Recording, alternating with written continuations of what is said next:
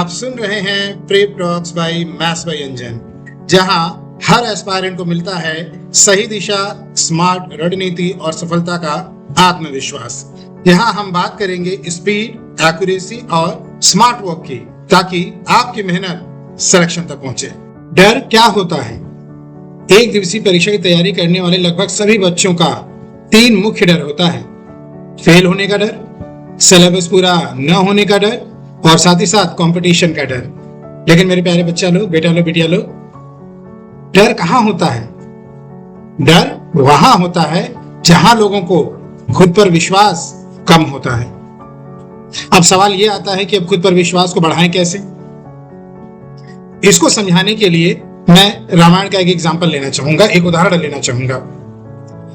जब हनुमान जी समुद्र पार करने निकले, शुरुआत में उन्हें अपने आप पर संदेह था, अपनी शक्तियों पर संदेह था, या यूं कहें कि उन्हें अपने पर पूर्ण विश्वास नहीं था।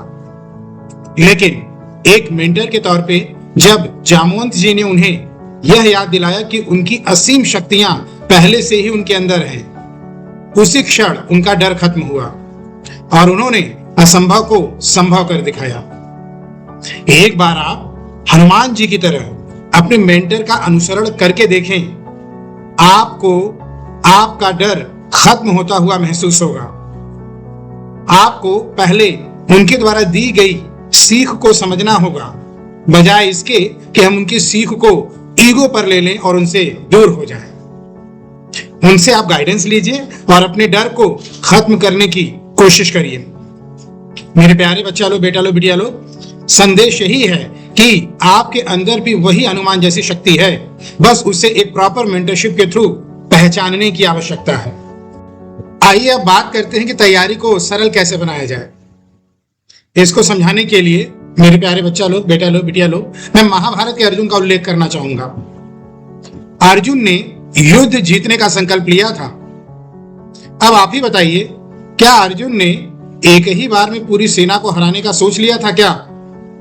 नहीं ना। अर्जुन का ध्यान सिर्फ इस लक्ष्य पर था कि सामने जो योद्धा है सबसे पहले उसे हराना है। इस प्रकार उन्होंने 18 दिनों तक चले इस युद्ध को जीत में बदला।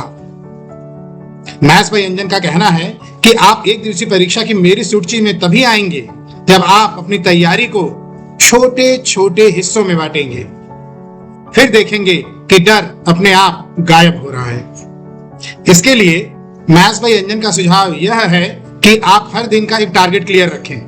उदाहरण के तौर पे आज सिर्फ परसेंटेज के 20 अलग अलग तरह के क्वेश्चन करने हैं, या आज सिर्फ डीआई का एक सेट अच्छी तरह समझकर पूरा करना है। अब आइए बात करते हैं कि डर को मोटिवेशन में कैसे बदला जाए।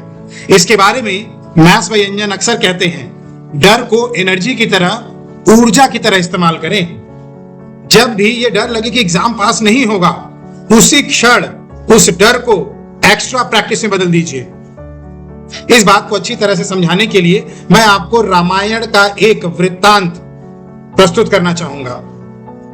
जब श्री राम जी ने वनवास स्वीकार किया तो यह उनके लिए कठिनाई का समय था, लेकिन उन्होंने उस कठिनाई को डर में बदलने नहीं दिया, बल्कि अपनी तपस्या और आत्मशक्ति से उसे ऐसी ऊर्जा में, यानी एनर्जी में बदल दिया जो उनके व्यक्तित्व को ऐसा बना दिया कि उन्हें मर्यादा पुरुषोत्तम कहा जाने लगा, और जिनसे हम आज भी प्रेरणा लेते हैं। तो मेरे प्यारे बच्चा लोग, बेटा लोग, बिटिया लोग, मैथ्स बाय अंजन का यही सुझाव है कि डर को फ्यूल बनाइए, उसे कैटलिस्ट की तरह यूज करिए।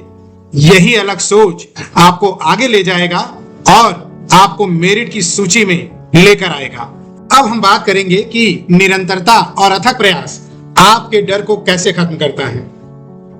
तैयारी का असली हथियार, मेरे प्यारे बच्चा लोग, बेटा लोग, बिटिया लोग, तैयारी का असली हथियार निरंतरता और अथक प्रयास है। रोज थोड़ा थोड़ा ही सही पढ़िए, रोज थोड़ा थोड़ा ही सही सीखिए, यही आपको जीत दिलाएगा।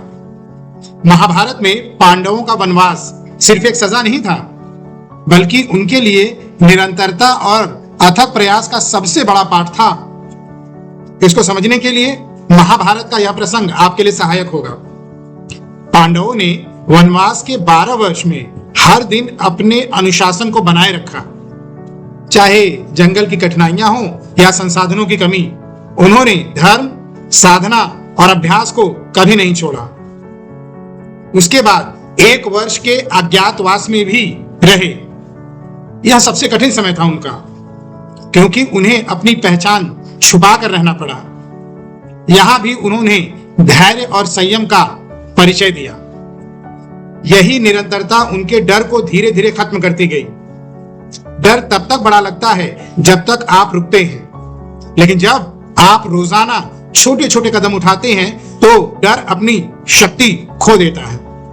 वनवास के दौरान भी अर्जुन ने धनुर्विद्या का अभ्यास जारी रखा। यही कारण था कि युद्ध भूमि में वह सबसे श्रेष्ठ धनुर्धर बने। भीम ने कठिन परिस्थितियों में भी अपनी शक्ति को बनाए रखा। जंगल में रहते हुए भी उन्होंने अपनी ताकत को और मजबूत किया। युधिष्ठिर ने हर कठिनाई को शांत मन से स्वीकार किया। यही धैर्य उनके रणनीतिक विजय दिलाने वाला बना। अथक प्रयास ने पांडवों के मन में यह विश्वास जगाया कि वनवास अस्थायी है, लेकिन उनकी मेहनत स्थायी परिणाम देगी।